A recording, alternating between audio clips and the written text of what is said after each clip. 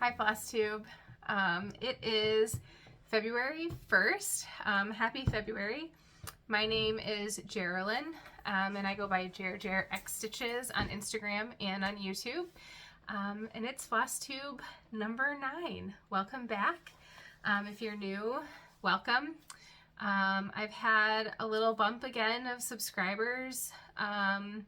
And so I thank everyone for stopping by and spending some time. I really do this channel just to make connection with other stitchers. I really enjoy watching many stitchers.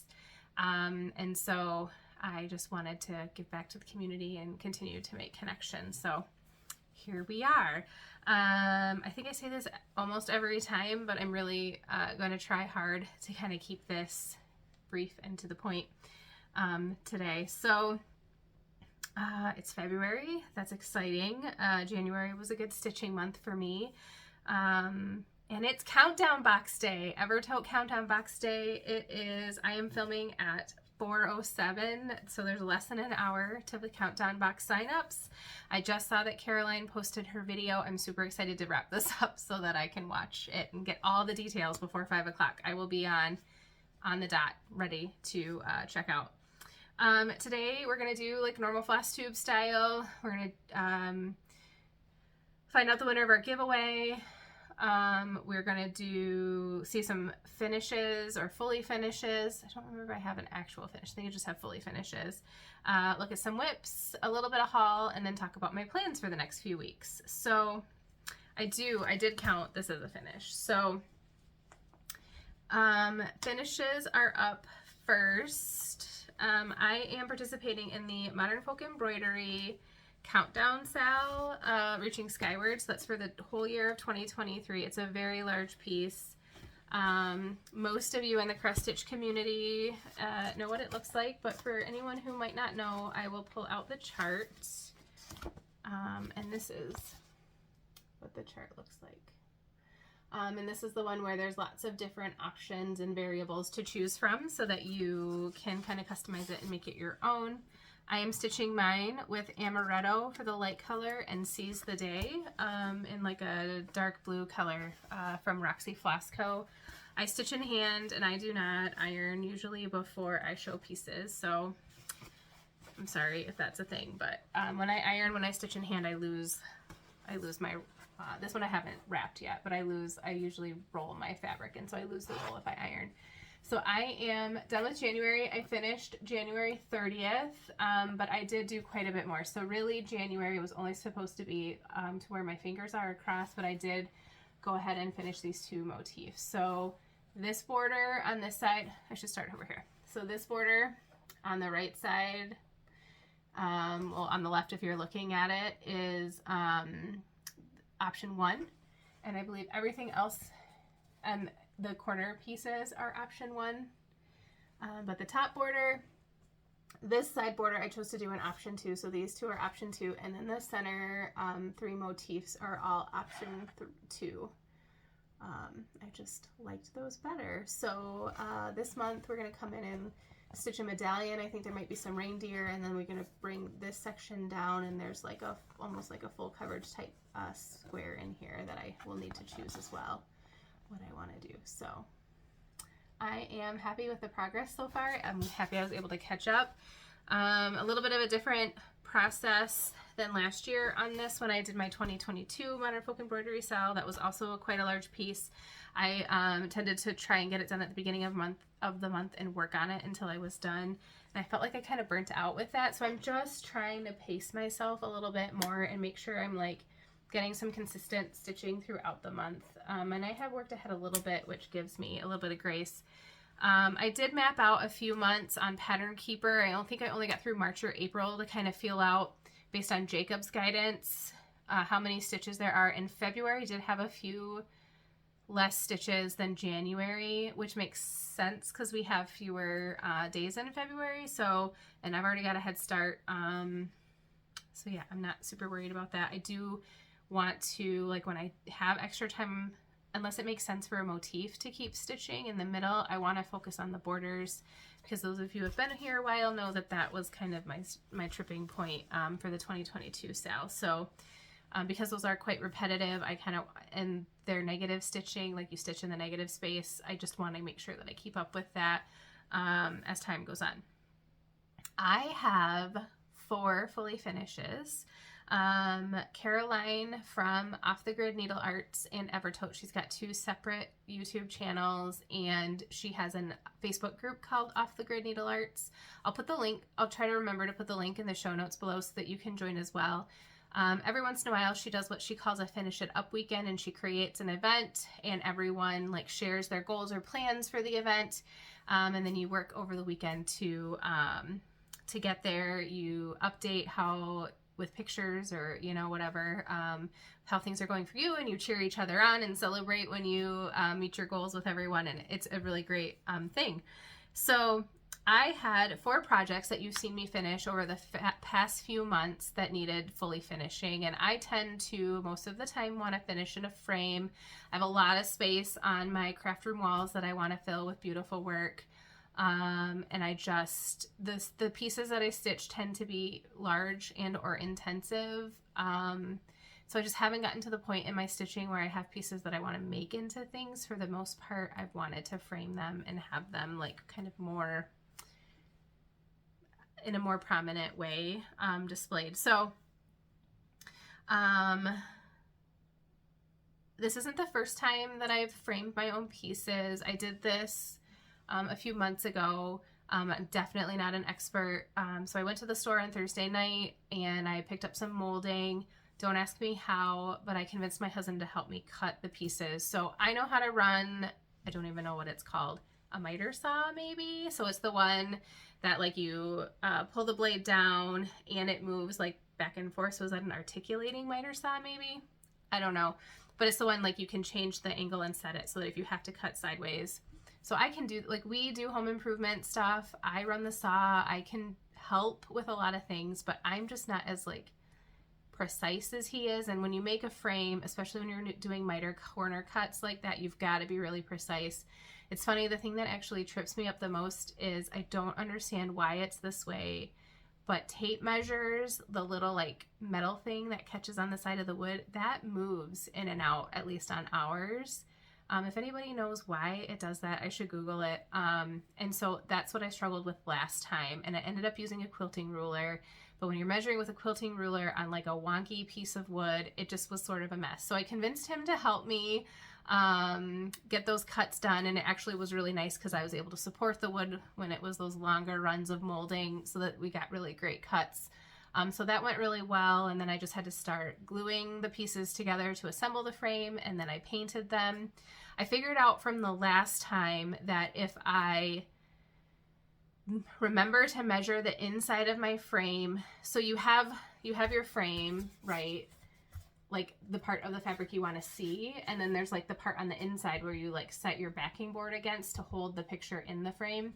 So you have to measure like the internal dimension, not what you can see, but like how big you want your lacing board to be, if that makes sense.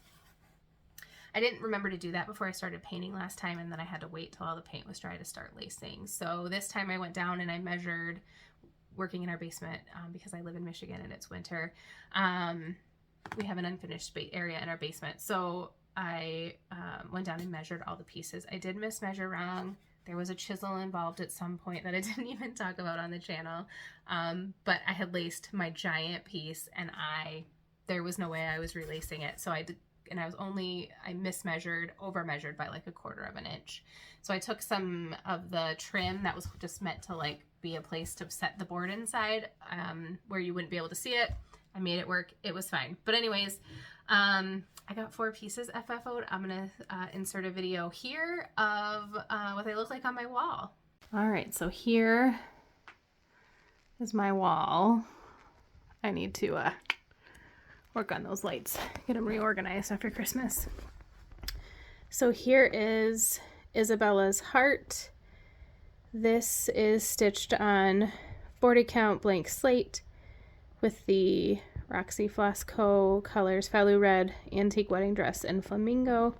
And then I used like this dark navy chalk paint and some simple molding for the frame.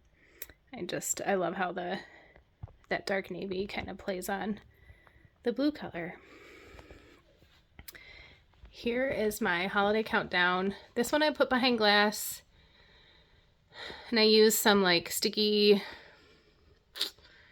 gel spacer things, so I didn't have to buy like the expensive framing spacers. I don't know that I love the glass. It's okay for now. I had already put the paper on the back of this frame before I decided I didn't love the glass, so maybe someday I'll, you know, redo the back and get the glass out. But for now, it's there. It turned out pretty good. I had a hard time picking the color for this frame. And so this is one that I just got off of Amazon. The dimensions were close enough that it would work. And then number 3 is the big one. This is the Modern Folk Embroidery 2022 Stitch Along Inglejeet Chalks. And I loved this piece a million times more once I had it stretched. I just sat like looking at it and petting it and just really enjoying it, and how it's hard to see. I've got like afternoon light, but just the subtle variegation and the coloring and how that works with all these stitches.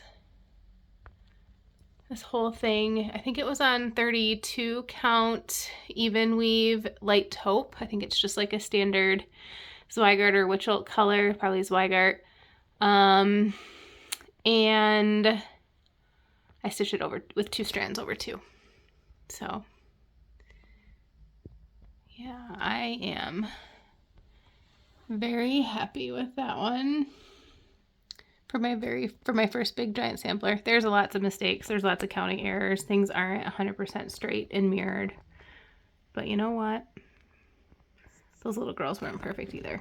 So I think it just gives it a little bit of character. I did find, after I laced it, I found one spot here where I missed the last flower in that pot. There's the one over here. That is what it's supposed to look like. Whoopsie daisy. Once it's laced, there's no going back. It took me, I timed myself, it took me almost 3 hours to pin and lace this one. And I ran out of my hand quilting spool by the time I was done this weekend. So over here, I have like it sits above my desk. It's like a little shelf. It has my Frogwarts year 1, 2, and 3 mugs that are like watercolor painted and designed by Katie from the Black Needle Society. Displayed my Every Flavor floss box of, you know, all that kind of stuff. And then down below is my needle keeper. Oh my gosh. Needle minder, magnet board. And my Roxy Flossco stash I keep on these rings here. They're alphabetized by color name. And these like little bar things are super nice for like sticking things that are metal that stick to magnets. So I use them, like that's how I'm sticking my floss rings there. So those come in pretty handy. I've found lots of different uses for them. So I got some like little charms that I put on the light bulb pins, all sorts of fun stuff hang there. And what you came for, which is, this is Emily Ann Foster. This was my blessing sampler. I used a spray paint I probably wouldn't use again, and it was tough because I couldn't do it outside, so I had to like do it like by the basement door with the door open to try to get some ventilation. And then seal it with a spray as well, because I bought spray chalk paint instead of paint on. So I did since order some from Amazon to have some stashed away, but I like how this one turned out for the most part. There's like that little flub on the frame, but I feel like that kind of makes it like vintagey, and with time it will even get more so. So that one is a Hands Across the Sea. That is on 38 count Fuller's Teasel with the called for Soie d'Alger silk. All right. So Aren't they great? I'm so excited. They look so good. And like the wall that they're on only had 2 finishes so far. The ones that I had done a few months ago. So I'm really excited. I got a really great, the biggest compliment from Caroline on her Off the Grid Needle Arts FlossTube yesterday. She called me an overachiever and was a little bit snarky about it, and that's perfectly fine. I totally get it. And I mean, I set some pretty big goals. Pinning and lacing and getting things right, it takes a long time. But I had these pieces that were sitting out. I didn't want to put them away because I was afraid if I put them away, they would not get finished. I didn't want them to just languish, being not enjoyed. And because it is in our home that we're cutting and working, I didn't want to make a huge mess multiple times. And so that's how my brain works. It's assembly line style. It's efficient. So like I had the saw out, I was making the mess. I wasn't going to just make one frame. Like we're going to make however many frames I need right now, because I know those sizes. And so that's kind of how it snowballed into getting 4 done all at once. But I only got 3 done during the official finish it up weekend. But before I went to work Monday morning, I worked a later shift. I was able to finish my 4th piece. So technically I had 4 on my weekend, which is pretty amazing given all the other weekend things we had going on. I wasn't feeling super great on Sunday, and my daughter and I went to the symphony in town, was playing the music for the Deathly Hallows Part 1 and Part 2 Harry Potter movies while they like show the movie. It was really cool. My daughter's in band and orchestra, and so she really enjoyed it. I enjoyed seeing the movies. It was very immersive. I know Harry Potter's a little bit controversial. I choose to focus on the good things, advocate for change in my community, and to try to not participate in things when I can that will not give too much kickback to the author, because I disagree with some of the things that she said in public about people, and I don't think that's right. But I'm also in a place where I don't want to give her the power of taking away that specialness and that that connection that I have with my daughter and with my friends and my young adult life growing up with those books. So that is kind of my perspective on things. We all have a little bit of a different opinion about that, and that's okay. But enough about that. So that was a total squirrel moment. I digress. So I really enjoy the Finish It Up weekends. It definitely gives me an opportunity to like set a specific goal and work towards that. Whether you're successful or not, that's okay. I think it's just having like that motivation and everyone cheering you along that's really fun, and kind of being able to participate. It's like you're stitching along with other people. Let's see. I'm just checking my notes. I'm sorry. So there was a little bit of a snafu. I'm not going to get into it. Caroline does in her video. It didn't affect me at all. I stay away from the chats. It makes sense to me why another event I participated in had a chat that was kind of going off and on, that typically doesn't have a chat. But anyways, there will be another Finish It Up weekend on February 10th for a couple of reasons. One, because I think Caroline wanted to talk about it on her channel, and she didn't, because of the situation that happened, she didn't want to advertise it as broadly, which she explained yesterday. And then also she's got some stuff coming up that she wants to get some things done before she keeps participating in more things. So, and I do too. So I'm excited. So I have some ideas of what my goals might be for the February 10th weekend. But it'll kind of depend on where some of my focus projects are at closer to that event before I like firm up my plans. And we'll talk about that in a minute. Works in progress. All right. I worked one day on Turkish Delight by Rosewood Manor, Elizabeth Ann Can Stitch project folder tutorial. If you're even a basic, not basic, people aren't basic, a very like novice stitcher, this is somewhat doable. She does a great job walking you through it. I have 2 clear zipper pockets in here. The only thing I would do differently is I have zipper pulls on both of them, and that I've made myself, through using them, I realized I would probably make the zippers go opposite directions so that when they're both open or both closed, they're not like banging around and touching each other. But otherwise, I love it. Okay, so I got 2 samplers in here. Turkish Delight by Rosewood Manor is the first one. Karen Kluba, the designer, designed this to be on like a really bright piece of fabric. Carrie kind of blew that up completely with a Roxy Flasco conversion. Carrie is the dyer for Roxy Flasco. She's amazing. So I have her conversion where you use a more neutral fabric and then these bright, beautiful purple and green aqua colors. And I'm loving this stitch so far. I'm stitching it on 46 count Roxy Flasco linen, Roxy Flasco linen. I'm not sure how that works. And I was crazy for picking 46 count, but it's adorable and super tiny. I stitched on this like after I filmed my last video last two weekends ago. This is where I am so far. Oops, sorry about that.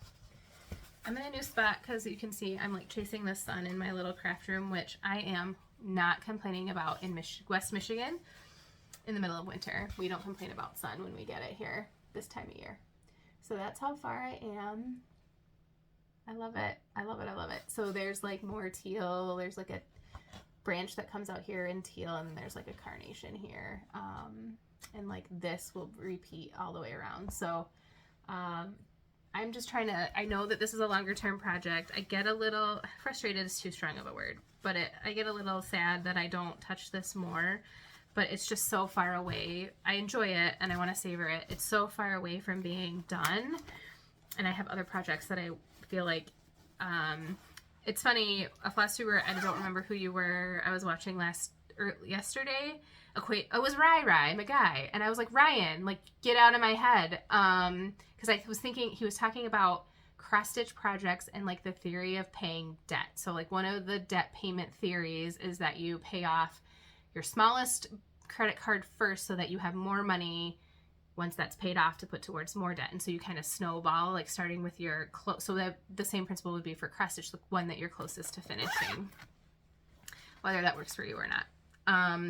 So in that vein, I've been focusing on some that are closer to finishing so that I can hopefully continue to keep focusing and working more on that as I want to. But it's tiny and it's a lot of color changes, and so I definitely know I need to pace myself because of the style of stitcher I am. So I think my goal is to try and touch it like once a week or so. I didn't get to it on Sunday, mostly because I wasn't feeling well, but thinking it's kind of unofficially my Sunday stitch. The next one is There Is Always Room. You've seen this one if you've been watching me for a few weeks now. I started this on January 1st along with Turkish Delight. This is Ellen's chart that she signed for me when I was at the Evertote open house in November. And I got to meet Ellen, and she thought we had met before, and we had it. And so it was really sweet going there and meeting everyone. Everyone is as real as they are. In real life, they're as real as they are on video. And it's just so fun and great to meet people who love things that you do. So one of Carrie, her suggestions in one of their last FlossTubes was to kind of break out your floss into smaller chunks and then so I've been doing that. So I have these is Roxy Flasco on my own little floss cards that I made, and then that I keep in my project bag, and then I store like the bigger chunks of floss on their real cards on a hook on my over here on a hook on my cart that I keep my whips in. So I know where they are. I have a label on the ring, but then I don't have to, like, it keeps the floss nicer and it's not quite as like much in there. So I have made a decent amount of progress on this since you've seen it last, mostly in the border. I loved stitching these red and pink flowers, and I'm almost done. I've got 4 more flowers to fill in with the lighter pink color. So they're just gorgeous. So I think I got the flowers in, the white, yellow, and blue finished, the red and pink flowers almost all the way in. I don't remember. I think I had maybe brought that red line across, maybe not. And I have a little bit of the ochre brick in. And then last night was it last night, 2 nights ago, I got this second flower in. So I had that first one in the bird and then I brought it over. So, and you can see my pink on there, like ready to go for this next one. So this is going to continue to be a focus piece for me. I'm really enjoying it. When Ellen talked about this piece, she said that she stitched a lot of samplers and she like has her favorite things from each sampler and she threw it all into one chart, and I can see why. And I appreciate her experience because I'm a relatively new stitcher, and so I also get to enjoy all the fun things without having all of the work of figuring out what those are. So, all right, another project that I really love and I wish I was working on more, but you know, there's only so much time in the day. This is in a Roxy Flossco. This is the 12 Days of Christmas bag. And I've got like a little floss strap with the picture of the chart and a little bling that I made myself. Oops, I already unzipped it. This is Hibernation Day. Let me see if I can pull it out. My heartstring samplery. It's a big, long, like a narrow, long project. It's gorgeous. So since I started this Christmas Eve or Christmas Day, stitching it on 40 count Roxy linen in Panettone. Sorry, I had like a moment. And I have a little trick maybe to show you. So I stitch in hand, right? So I roll my piece. Usually I like to roll left to right and hold it in my left hand. I roll in so that I'm holding the back of the stitches, not the front of the stitches with my hand. But I was trying out where I put a little dowel in, and it's actually working out pretty well. And because this piece is so long, it would be hard to roll from the side. So I've been rolling it up from the bottom and working that way, and it's worked really well. So the last time you saw this, I wasn't quite done kind of outlining all of the elements of the house. So I finished that and started doing a little bit of fill-in. The goal being that as I have opportunities to stitch where I can't pay attention to the chart, maybe at a retreat or like hanging out or just not feeling like reading the chart, I can just do fill-in instead. Sorry, I just noticed like, oh, it's just a loose thread. It looked like I had like a wonky stitch. So this piece, like where the house ends is how wide it is. Like you can see the border down there. That's how wide it is. So I'm thinking that maybe for the Finish It Up weekend in February, that like either getting the berry bowl row or the row of trees in could be a fun goal. Because again, I want to try to save the houses for when I have like more downtime. So I tend to do a lot of outlining and fill in. You saw that, and there's always room a little bit as well. And then kind of move on to the fill in towards the end when I don't, or saving it for moments that I need to not look at the chart and still want to stitch. So I'm loving that one. And I'm really glad that it was the 24th and 25th, and those were my designated days, and I was really excited to pick it up and sad to put it away. Okay, my last whip is a new start. Well, it's a new restart. So Dog's Declaration is a whip that I had. I started it last May after my Yorkie, she was 14 years old, passed away suddenly. She had been having health problems. I got her in. They figured out what was wrong. It wasn't so emergent that we had to put her down right away. So we made her comfortable and brought her home so that we could spend one last night with her, and my daughter and my husband could say goodbye, and then we took her the next day. So anyways, she was the dog that we got a month after we got married. We had talked about getting a dog. I found her and I couldn't get a hold of my husband who was at work, and I was going to meet her, and I brought her home unexpectedly, unannounced, something I'll never do again. But he fell in love with her almost immediately, and they have a very special relationship. We now have another Yorkie. She just came in. You want to say hi? Come here. This is my previous Yorkie's name was Ava with an E. This is Millie. She is a party Yorkie, so she's got really fun, like different non-traditional Yorkie coloring. She's 9 months old and she's crazy, but it's been really fun watching that same relationship develop between them. Hi, it's a good girl. Okay. So anyways, this project is called Dog's Declaration. So I had originally stitched it on 25 count over 1. It required a hoop. As I've mentioned, I like to stitch in hand, which means it was either hold the hoop and stitch in my head, I'm not judging anyone else, slow by stabbing, or, and also it's not just the slowness, the perceived slowness, it's I tend to get a lot of tangles on the back of my project when I do it that way, and I feel like having it in front of me when I'm hand stitching, I can police knots and stuff better. So that's the main reason that I like to stitch that way. So anyways, I'm digressing. I have a stand, a lap stand, but I just found that I wasn't getting the project out because it was tiny, tiny, tiny, and because Millie, and because I had to get the lap stand out and like get it set up, and it was like a whole thing. It just wasn't the type of stitching. It wasn't cozy to me. So I just thought about it and I decided I wanted to do the piece. I didn't have a giant start on it. And so if I was going to restart it, now was the time to do it. And then hopefully I would stitch on it more.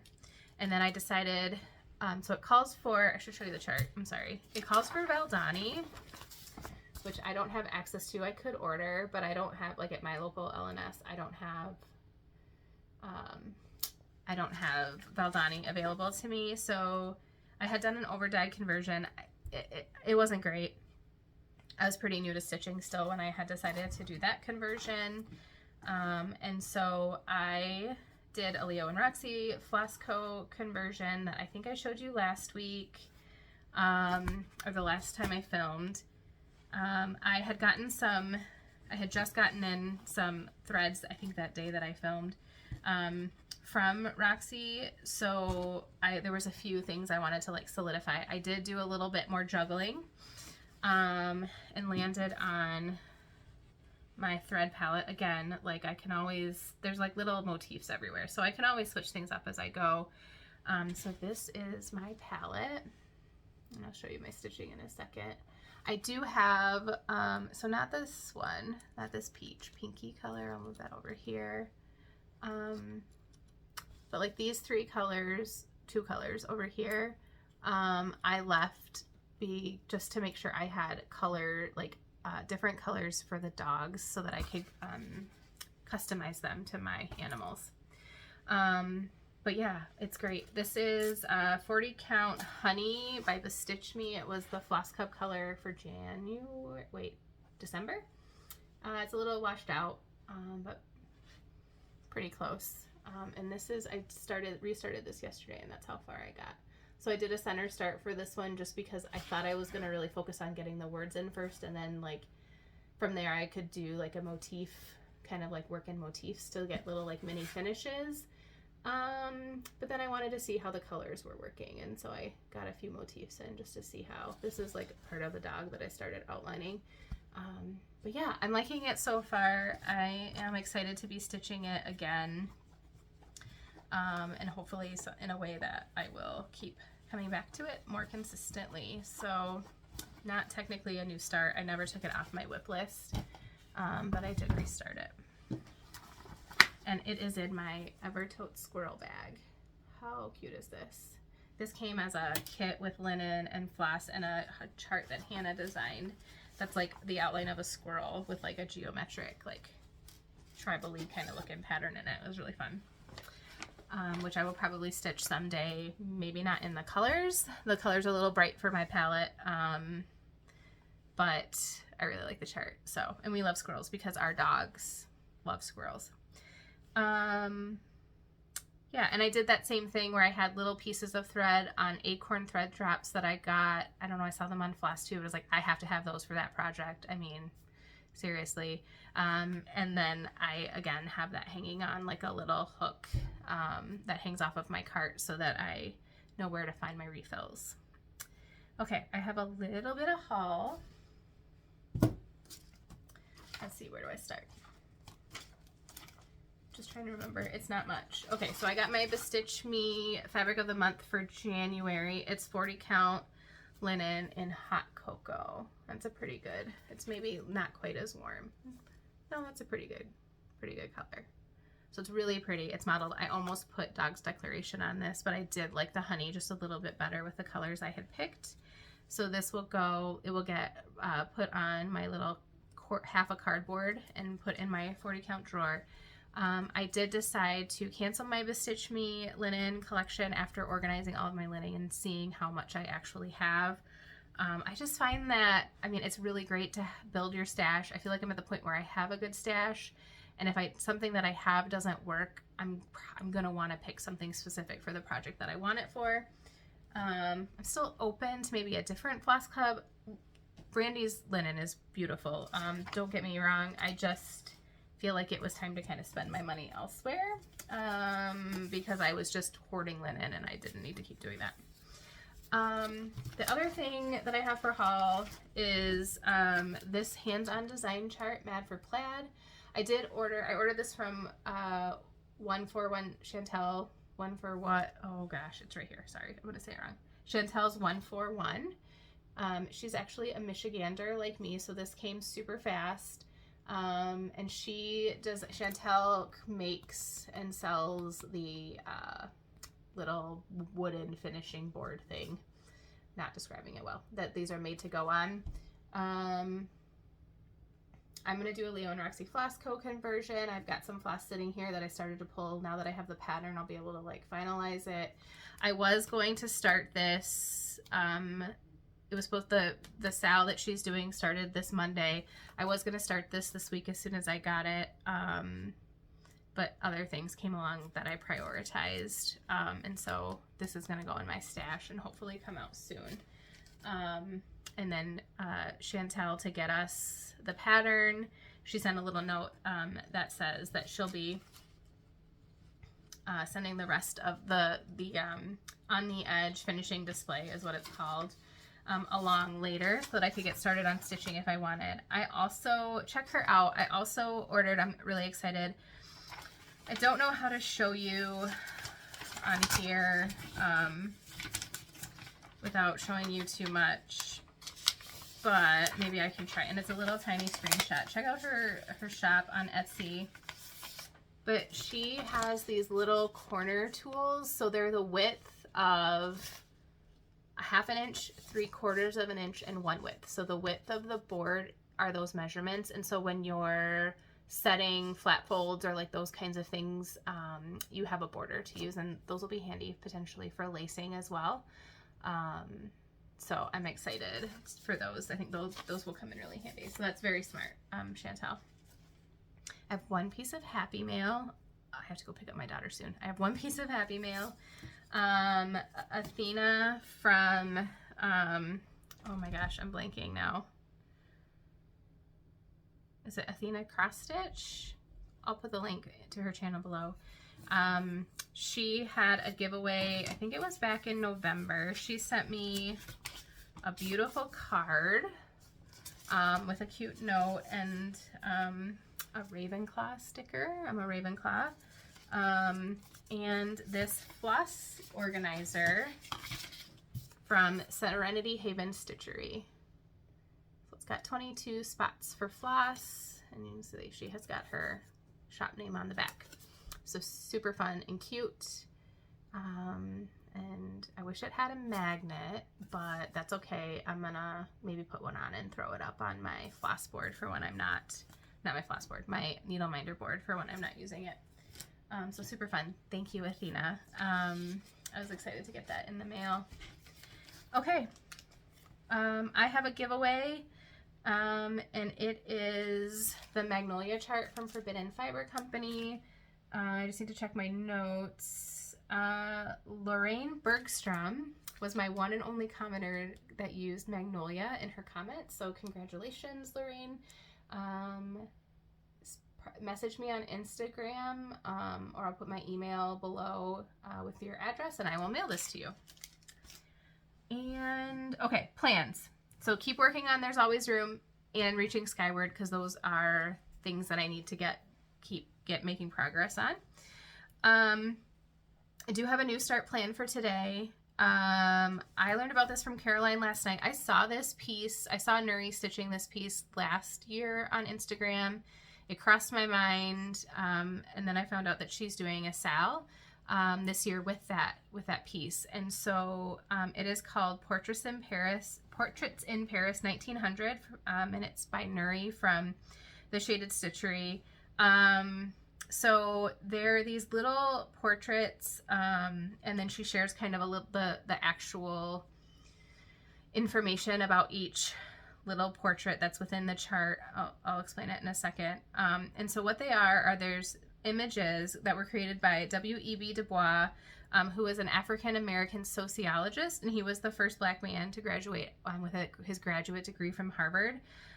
So he took census data, and for the 1900 World's Fair, he and his students at, I think it was the University of Atlanta, a school in Atlanta, they made visual representations and had this big presentation at the World's Fair using the census data. So her chart is available on Gumroad, and it's easy to put it together from Stash. I did that, like, I'm not even joking, this morning before I went to work, like, super fast. Like, it wasn't a big deal at all. It's primary colors, most primary-ish colors. You can kind of make it your own, but like nothing too exciting. And I got a couple other greens in here. I've got a piece of Stash linen. It's a pretty small chart. And yeah, so you stitch one of the little tiny visuals for each day, and then she has an explanation about that visual chart or map. I ordered her today. She had the first one, which is the center motif. I think it was a representation of like the amount of land in dollars. Don't quote me. I have to go back and look at it. The moral of the story is there wasn't a ton of explanation, so on her recommendation, I bought his book, or the book that explains all of the visuals, and so I'll be able to kind of like, that's what I'm doing this for, is really to understand more about that like post emancipation time and what life was like for Black people during that time. So I'm really excited. Thank you, Nuri, for putting this on for us. So let's see. That's really all my plans. Get ready for the SAL. So we got a busy week. Earlier this week, the rest of this week, over the weekend, it's going to impact my stitching time. It is what it is. It's fine. So like those goals are sufficient. February 14, the Heartstring Samplery Coffee SAL, C is for Coffee SAL, starts with Caroline. She says that's going to take 4 weeks. She's got it all spaced out and ready to go. And then on March 14th, Ellen's new chart, which will be released in a few weeks, will be our next SAL. And it sounds like it's going to be more of a long-term one because it's a pretty big chart, which means, in my mind at least, that I really want to get working on There's Always Room, because ideally I would finish that one before I start. I mean, it's not going to stop me from starting, but I'm really enjoying that stitch and I love it and I want to get it done because I'm enjoying stitching on it and I want it on my wall. So that is the main reason why I want to focus on There's Always Room. All right, I have to go get my daughter and, wrap this up to be not quite so long, hopefully. It was great catching up with you all. Thank you for watching. Take a moment, if you haven't already, to like and subscribe. Comment below. Tell me your thoughts about whatever we talked about today, whatever questions you might have. I really enjoy engaging and getting your feedback in the comments and knowing that someone's there watching. I hope you're all well and you have happy stitching in your future, and I will see you next time. Bye.